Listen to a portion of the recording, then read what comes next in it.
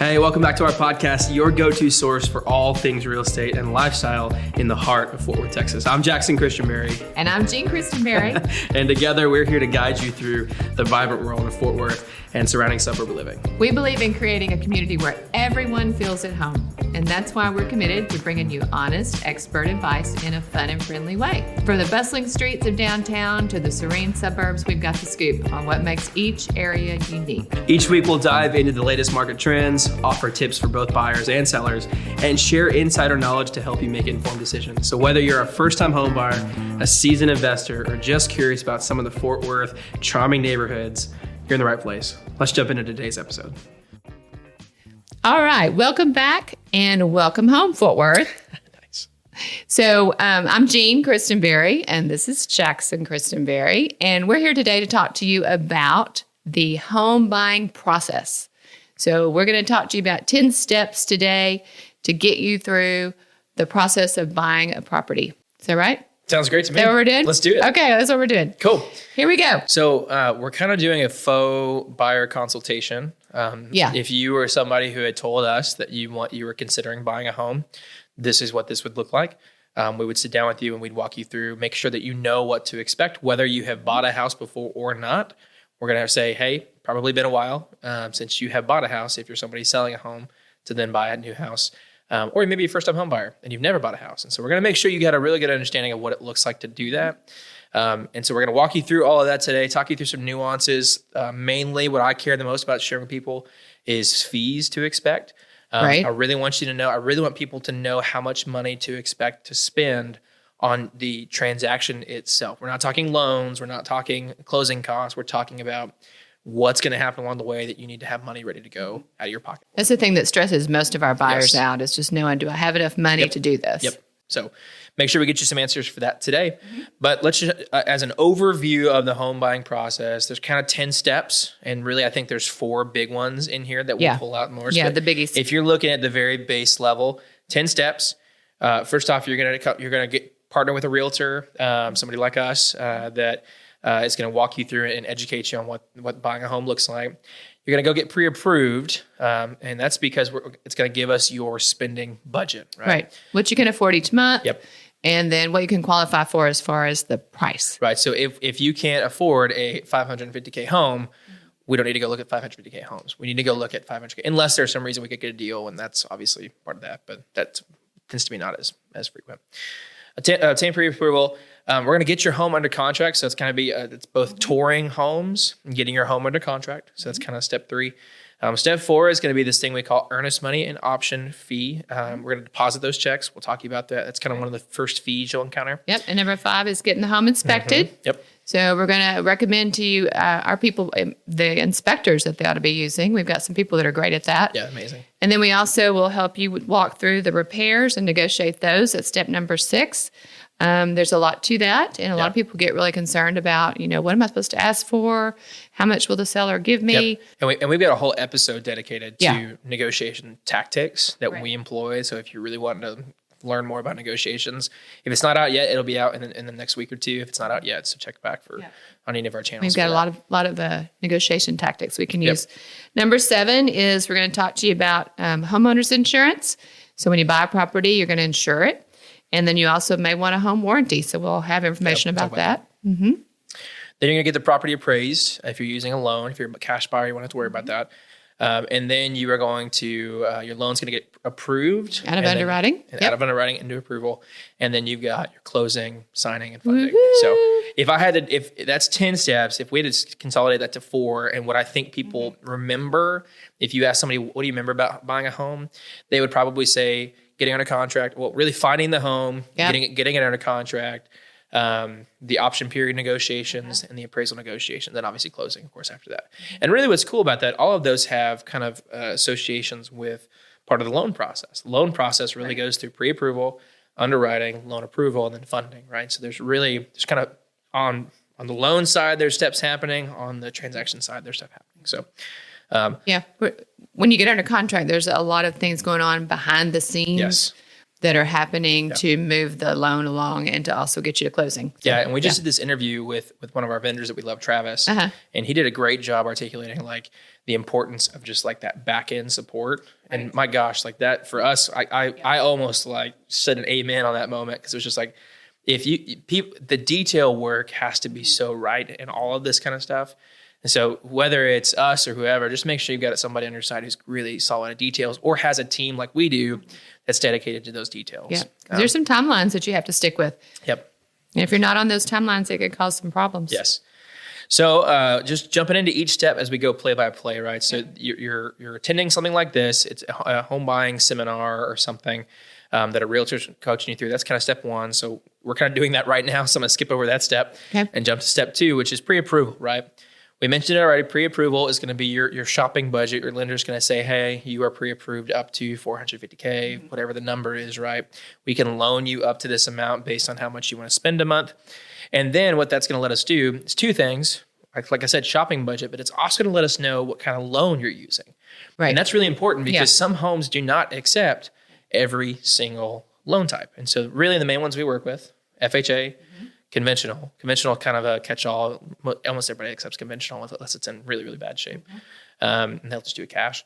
And then you've got VA loans. And those are the main ones we see. There are some opportunities for seller financing and things like that if you're looking for creative lending options. And also, the buyer down payment assistance programs, things like that. Yeah.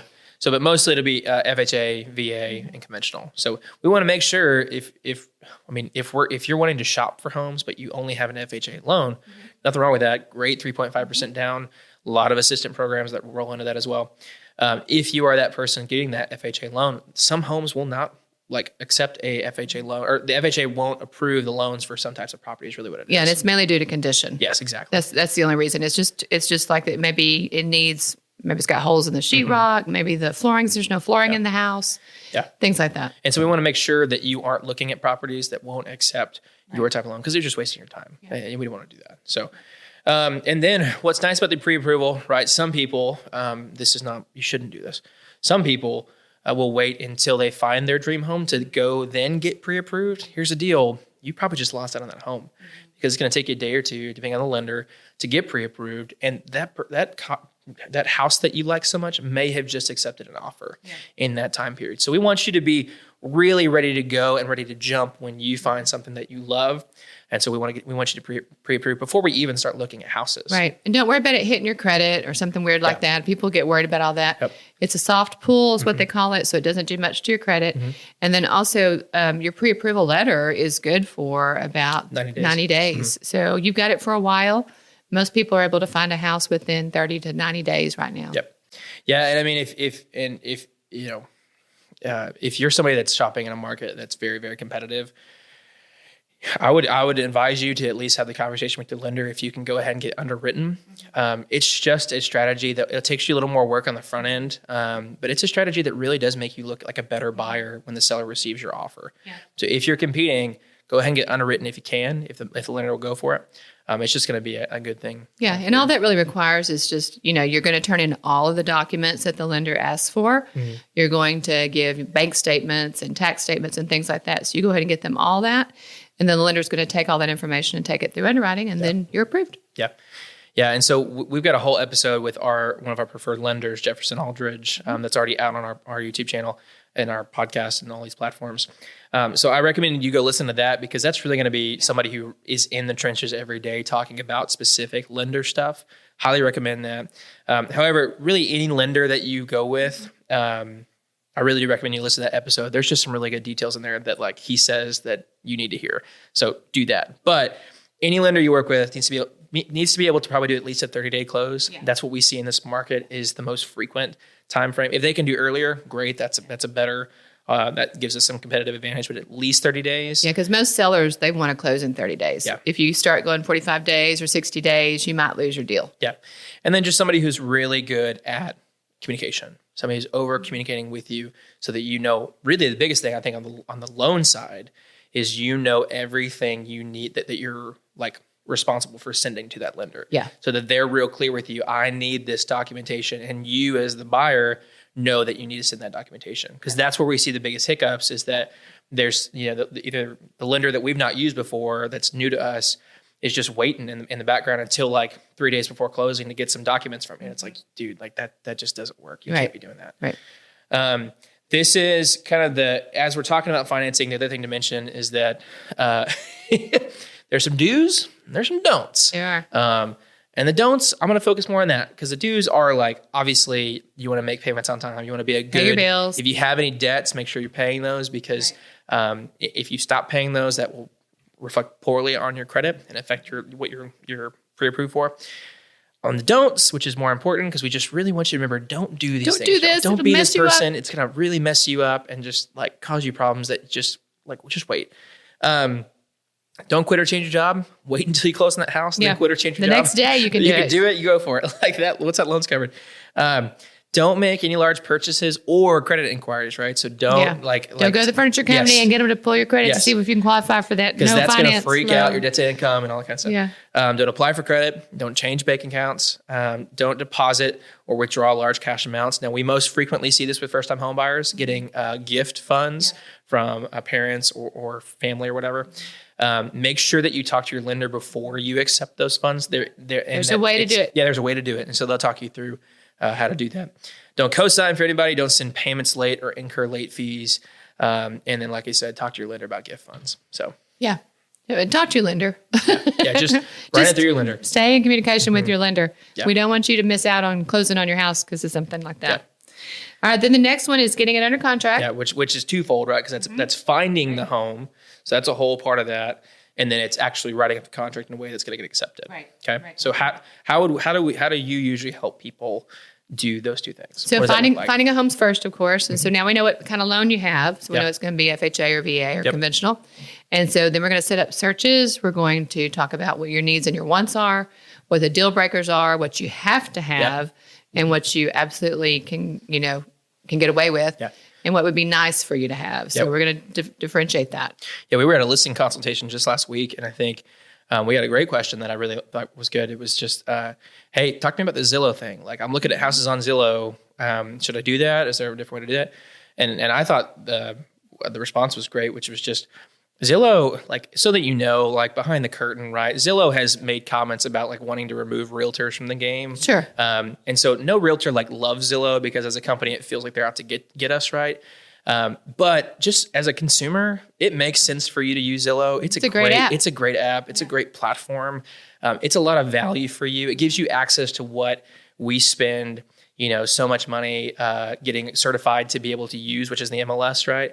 It gives you access to that. They throw in things along the way that make it not as perfectly accurate as our MLS is. But all this to say, what I would recommend is still check your agent search when they set it up for you. The reason for that is because that agent probably made that search off of your criteria, but also kept it a little broad. And the reason for that is you might miss things. Like the search might catch things that you still are possibly interested in that may not be what you're searching for on Zillow because you're searching these specific criteria where, if you're somebody who says, I want a 4-bed 2, well, what if a 3-bed 2 with an office? Like, and what if we throw a Murphy bed in that office, right? Or something like that. Can that work for you and your family? You may not be searching for a 3-bed 2-bath with an office, and we might leave that search open to that kind of criteria where you're like, actually, you know what, that could work for my family. Right. So, or in the neighborhood, things are staying on the market longer, and you stopped your search in Zillow at 600, but we went ahead and did it up to 625. Yeah, that's exactly. And there was a price change, and all of a sudden we knew it was coming really, really fast. And that's huge. I mean, I cannot tell you, like in our market in Fort Worth, like literally there's such a massive difference between a home price at $290 and $315. Like just those two differences there, I mean, are wildly different. So if you're somebody who can, if you got approved to 300, if you can get that 315 number, I promise you there's a whole different market of properties that are available to you at that price range. Well, and we're used to seeing trends and patterns with things. So if you tell us that you've got to have these certain things, but we know after looking just pretty quickly that 290 is not going to get that, and you really can qualify up to 315, we know that'll get that, then we're going to talk to you about that. Yeah, just so you know your options. We're not wanting you to spend the most money or make a decision that doesn't make sense for your family. Yeah. So we're going to help you find the house first. So finding it, getting in the home, touring it, making sure that we've seen it. As we walk you through the home, we're going to make sure that we've kind of talking you through things that we're seeing. Hey, this might show up on the inspection. Not to be this crack over here kind of looks alarming, whatever, right? A lot of different things. We're going to walk you through the home, make sure you know what you're kind of getting into with this. If you decide that you like the home and you want to keep and move forward with putting an offer in, that's when the fun begins, because we craft your offer. Yeah, by talking to the listing yes. agent, doing our research. Yes. Yeah, we do quite a few things that goes into crafting that offer, including knowing our negotiation techniques and where we want to end up. So we'll walk you through all that and talk to you about the different terms in the contract and what they mean for you. And there's a lot of opportunities to structure your offer where it still gives the seller something that they want while not coming out of the pocket in a lot of different ways. So, and we can help you know it's normal. So it may not be normal to go to your seller. Like if you look on TikTok or YouTube, they're going to tell you to make sure that you're getting that 10K seller concession so you can get that buy down. And it's like, yes, that's obviously ideal, but here's the deal. If that's not what's happening in this market, if you put in an offer that says, give me 10K in concessions, you're not getting accepted. And not only that, they may not even respond to your offer. You may not get a counter offer. Yeah. Hey, everyone. Real quick before we get back to the show, if you're on Facebook, Instagram, or YouTube, we'd love to connect with you. We post a lot of content like this in case you miss an episode, along with more Fort Worth and surrounding suburb local insights and finds. You can find our team at the Kristen Berry Group on all social platforms, or you can connect with Jackson and I personally on our Facebook and our Instagram accounts. Just be prepared for lots of pictures of my grandson on either account. Now back to the show. Now, if that is what's happening, we want to ask for that. If that makes sense to ask for this, we totally want to do that.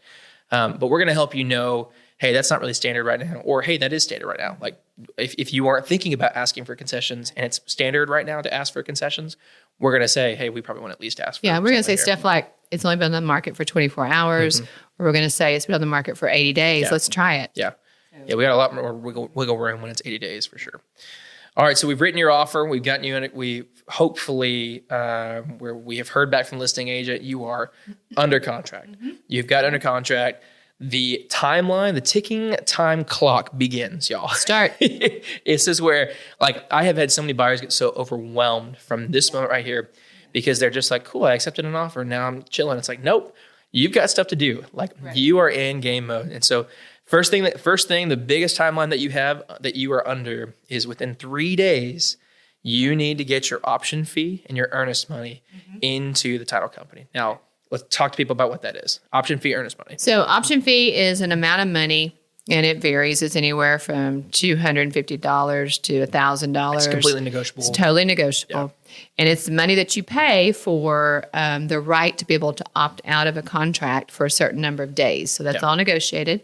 And during that period of time is the time you get everything checked out. Yep. So you can with a check general inspection. Inspection, you can check out survey stuff, boundaries, tax, whatever. Anything you want. Check anything out. And you can opt out of the contract for any reason during that period of time. So that's why we do that. Yeah. The seller will keep that money if you opt out, but it is a lot cheaper than earnest money. So earnest money is about 1% of the purchase price typically.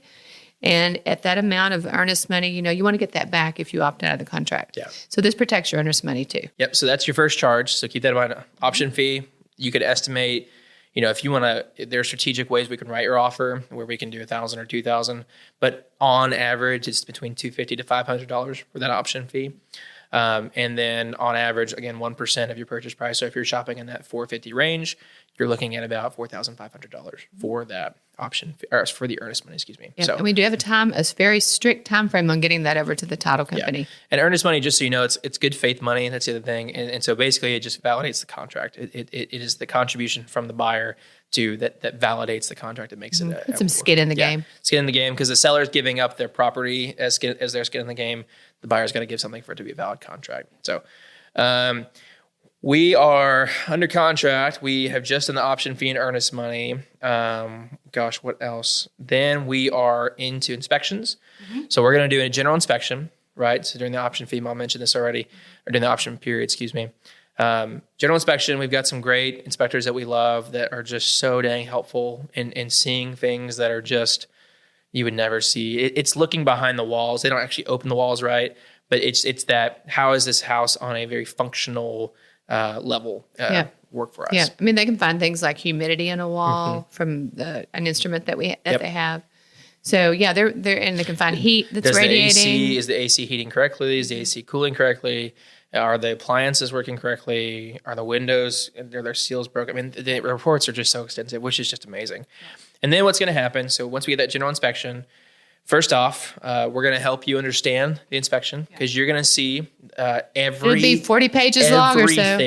Everything that's wrong with your house. Everything that's wrong with your house. And let's be very clear. Everything that's wrong with your house in terms of today's code. That's a really big key point there because there are things that were when your house was built that it was not a big deal. It didn't matter. Now, the codes have changed. And so it is something to be aware of for sure. I don't want to diminish that. But keep in mind, it tends to be the code. So they're going to show you everything that's wrong with your house. We're going to help you understand kind of that what's important. We're going to look at the big ticket items mainly to make sure that you either know the seller won't give you anything for them or won't do the repairs. We want you to know what that cost is going to be to you, and if the seller will do the repairs, we want to negotiate that. So sometimes the general inspection requests it'll defer to a roofing specialist or a foundation specialist or that kind of thing. And so then we may have to do some follow-up inspections depending on the general inspection of getting roofers out or things like that to have those items inspected. Right. Yeah, and it's all negotiable. What our conclusion is, either money or repairs. Yep. We tend to lean towards money because that way the buyers can get the repairs done the way they like them to be done. With the contractors they want. So sometimes there's some miscommunication with some of that. But overall, it's all negotiated. And and that's what we're here to do is to try to help people see what's reasonable and what's out of the scope of reason. Yeah, and just what's normal. Yeah. I mean, that's just what normally happens in the market. You can, in a real estate transaction, you can go for whatever you want. Yeah. Issue is it just may not work. Yeah. And so we want you to understand, hey, if we're doing that, like traditionally speaking, this will not work, or it probably won't work. And you just need to know that if you're making ready a decision for that. Yeah. So make sure you know what's going on. All right. So we are to negotiations, which you just mentioned. Once you're in negotiation season, especially with the option period, it's a lot of back and forth. You want to make sure that you are very available, whatever day that the negotiations are really happening. Usually it's going to be the second to last or the third to last day of your option period. Mm-hmm. Just make sure you're by your phone and that you're either able to take calls or text or whatever, because your agent is going to need to get a hold of you because you're on a timeline. Like once that option period is up, if you have not made an amendment to the contract, technically you are in the contract going forward, regardless of all the issues that were found in the inspection, right? And so you want to make sure you're protected as the buyer by getting all these things negotiated during the option period when things are a little more, I can pull out right now, no problem. I just lose my option money. Versus if you pull out later for a reason that you shouldn't have, then you might lose your earnest money or it might be sued. I mean, it could go there. Yeah, breach of contract. Yeah, so we don't want you to do that. Then we've got the homeowner's insurance. So this is where you're getting towards the end of your loan being processed and coming out of underwriting. So when that happens, your lender's going to want you to pick a homeowner's insurance company. Mm-hmm. And this is when you want to shop rates. So make sure you shop rates with your insurance company. You're going to want to bundle, your car insurance, your homeowner's insurance, and see what's the best deal that you can get for those things. And then you'll let them know what that is. Let the lender know who's going to do that. And then you'll pay that at closing. Mm-hmm. So at closing, you're going to pay off your homeowner's insurance for the year. Yeah. And then this is also the time when you select a home warranty. So if maybe the seller agreed to pay for a home warranty for you, and if not, you have the right to be able to do that. You can choose a home warranty company, and you can pay that at closing as well. And we usually estimate that around the policies can be very different. Mm-hmm. So you want to make sure you get the coverage that you want. Yeah. It's usually around $500 to $600 is the average anywhere from one. $600 to we've seen $1,200. Yeah, I mean you can go the big plan. I think that I've seen is $1,800. Mm-hmm. So I mean you can do, and that's just more coverage, right? It's covered swimming pool and a spa. So, but on the average contract, you'll see about $600 for that. So, and a lot of times sellers will pay for that for a buyer, and and it's for 1 year. Yeah. And then after that, you're looking at the appraisal. So the lender will have already ordered the appraisal, and the lender is the one that's in charge of getting that done, and you'll pay the lender for that. Mm-hmm. Some lenders want that paid up front. Some will take it at closing. Mm-hmm. That usually runs about $400 to $500 on the appraisal. Depends on the size of the property. There's a couple of different things that go into that. Depends on size. Yeah. So the appraisal then, what if that is it's a way for the lender to just make sure that the property is worth the value of what they're loaning on it. They're not giving you $1 million for you to go buy something that's worth $100K, right? Because, if it goes back to them, they want to make sure it's worth what they spent on it. They don't want to be upside down on this loan. And that can cause some problems.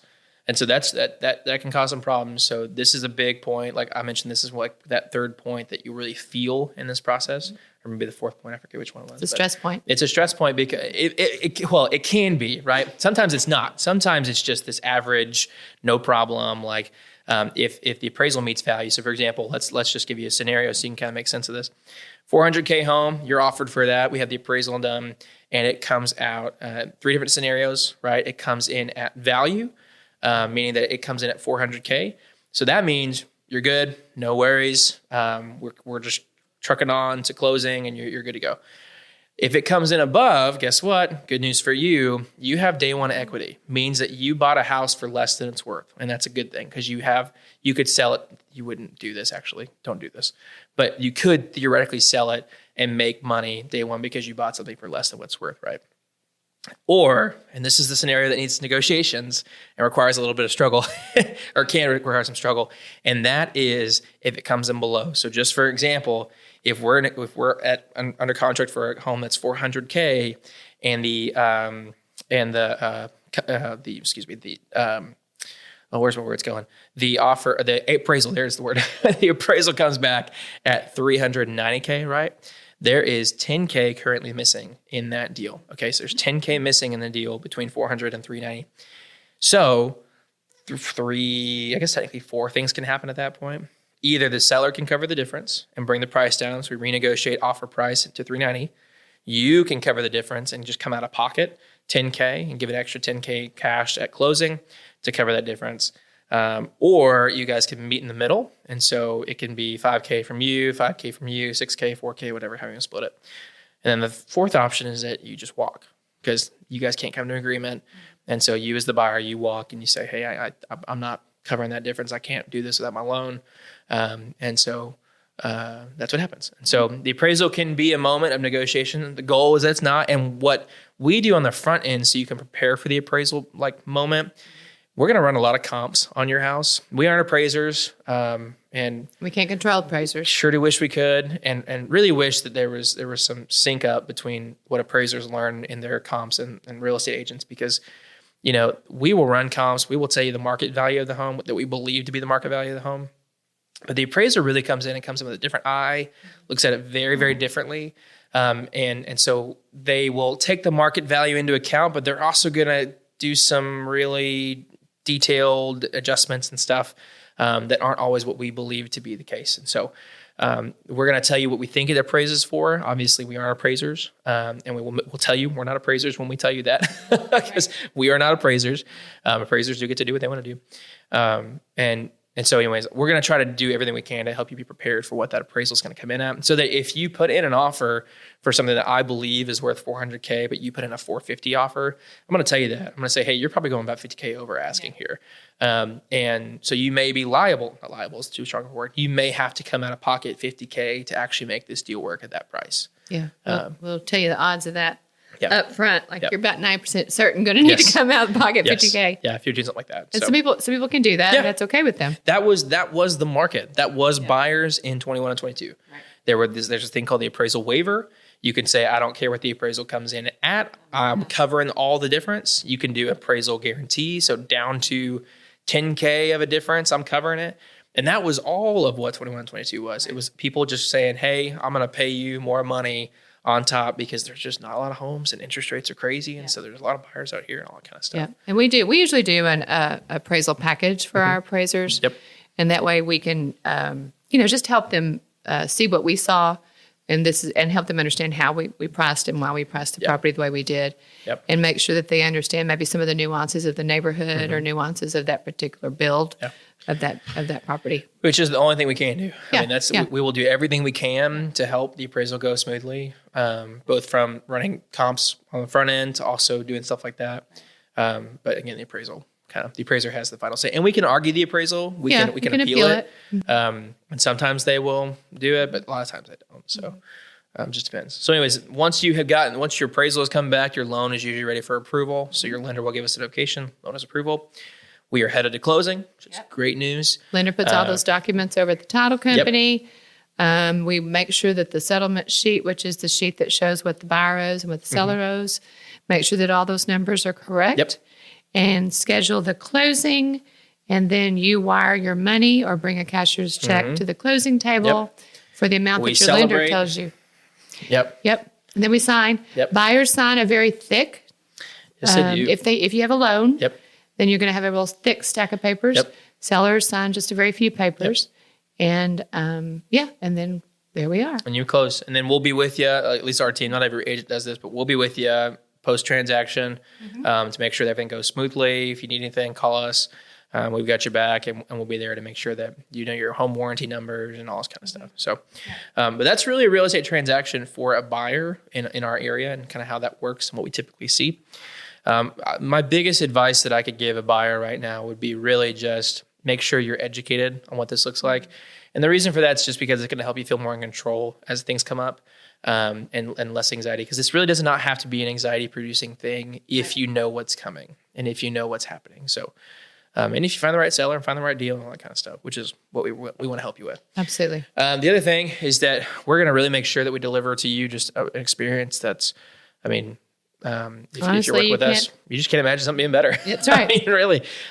We've spent a lot of time building and developing our systems at our team to be able to resource our clients well and to the best of our ability. And so that we can stop surprises coming down the pipe and that we can do, every person, process, and thing is just dedicated to delivering this experience that's just awesome.